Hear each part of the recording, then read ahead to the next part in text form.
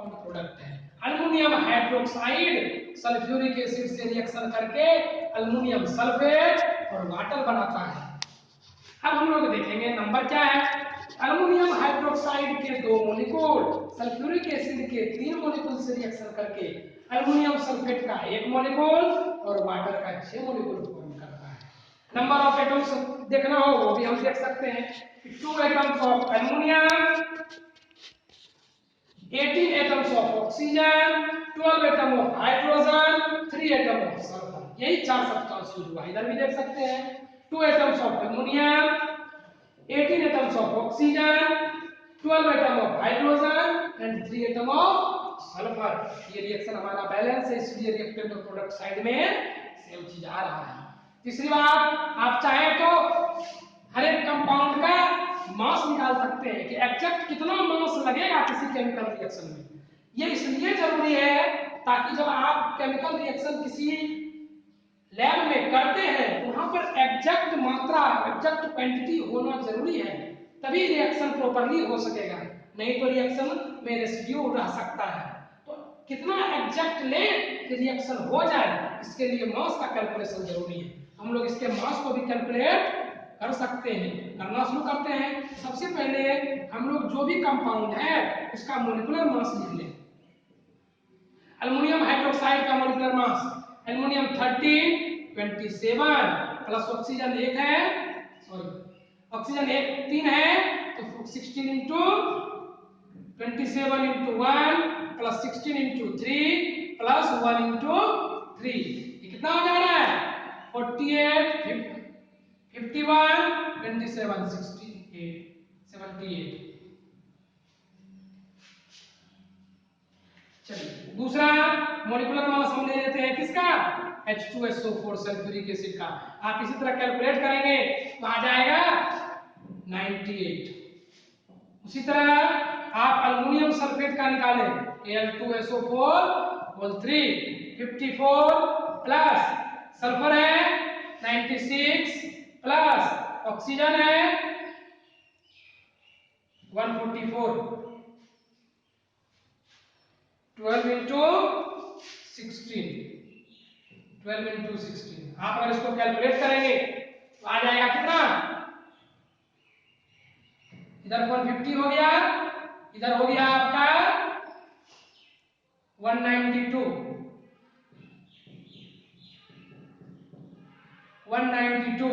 दोनों मिलकर कितना हो गया 342।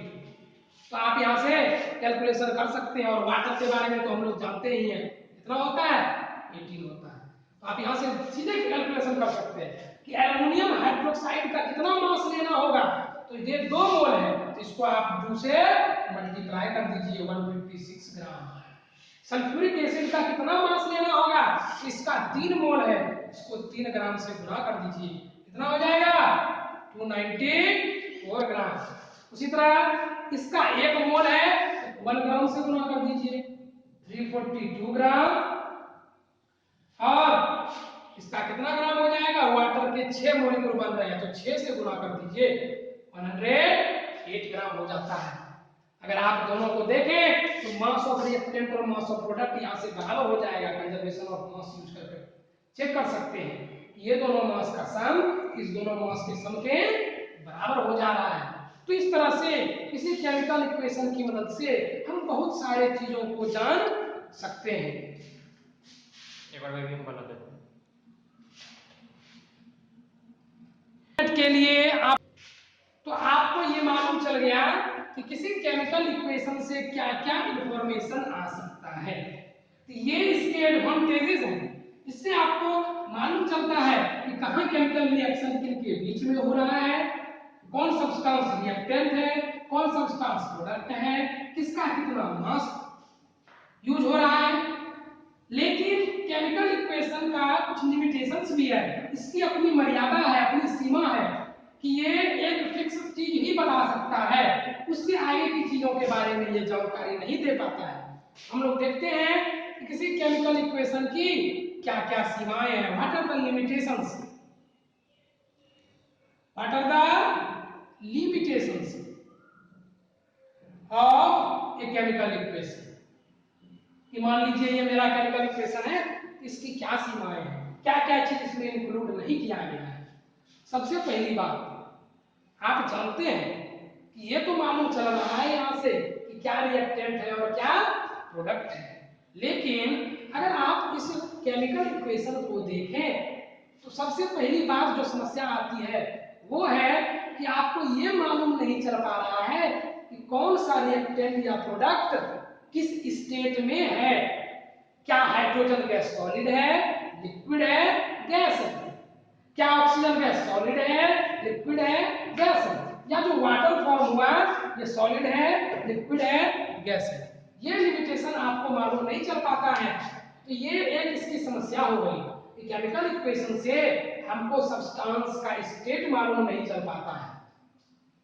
दूसरी बात कि इस केमिकल इक्वेशन को अगर आप देखें तो इसमें आपको ये मालूम नहीं चलता है कि हीट एनर्जी निकल रहा है या हीट एनर्जी की जरूरत पड़ रही है। आप जानते हैं रिएक्शन करवाने के लिए कभी कभी हीट एनर्जी की जरूरत होती है और कभी ऐसा होता है कि रिएक्शन के बाद हीट एनर्जी निकलता है। अगर आप सिर्फ इस इक्वेशन को देखकर रिएक्शन करने लग रहे हैं तो हो सकता है रिएक्शन के बाद इतना ज्यादा एनर्जी निकल जाए जो आपके शरीर को इफेक्ट कर सकता है। तो ये इस केमिकल इक्वेशन में बिल्कुल नहीं दिया गया है कि हीट एनर्जी निकल रहा है या हीट एनर्जी लग रहा है। एक्सोथर्मिक रिएक्शन है या एंडोथर्मिक रिएक्शन है, आप किसी केमिकल इक्वेशन को देखकर नहीं बता सकते। तीसरी बात जो ध्यान देना है वो है कि इसमें आपको टेम्परेचर का पता नहीं चलता है, कितना टेम्परेचर पर ये रिएक्शन करें कि इस फॉर्म हो जाए। चौथी बात कि आप कभी कभी जानते हैं किसी रिएक्शन को करवाने के लिए कैटलिस्ट या रिएजेंट की जरूरत होती है। कैटलिस्ट उन सब्सटेंस को कहते हैं जो किसी रिएक्शन के रेट को बढ़ा देता है या घटा देता है।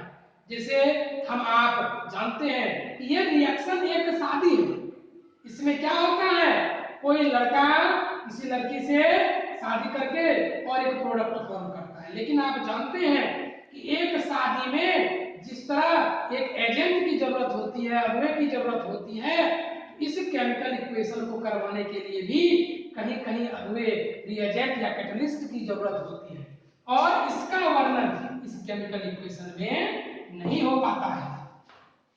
नेक्स्ट है कि इसमें आपको ये भी मालूम नहीं चलता है कि रिएक्शन कितना फास्ट हो रहा है या कितना स्लो हो रहा है। The rate of reaction cannot be determined from a chemical equation। कि कितने देर में ये रिएक्शन कंप्लीट हो जाएगा ये बिल्कुल आपको मालूम नहीं है। नेक्स्ट है ये प्रेशर के बारे में, टेम्परेचर के बारे में या अगर कोई और एक्स्ट्रा रिएजेंट कैटलिस्ट लगेगा उसके बारे में भी आपको जानकारी बिल्कुल नहीं दे रहा है। नेक्स्ट, अगर कोई रिएक्शन, आप जानते हैं रिएक्शन दो टाइप के होते हैं, reversible and irreversible reaction. Reversible reaction का मतलब होता है कि अगर कोई रिएक्शन दोनों साइड से हो, कहने का मतलब है ये दोनों मिलकर वाटर भी फॉर्म करे और वाटर फिर टूटकर हाइड्रोजन और ऑक्सीजन भी फॉर्म करे, उसको हम लोग रिवर्सिबल रिएक्शन कहते हैं। और अगर सिर्फ एक ही साइड से रिएक्शन हो उसको इररिवर्सिबल रिएक्शन कहते हैं। इररिवर्सिबल रिएक्शन कहते हैं। तो केमिकल इक्वेशन से कभी आपको ये मालूम नहीं चल पाता है कि आपका रिएक्शन रिवर्सिबल है या इररिवर्सिबल है। ठीक है,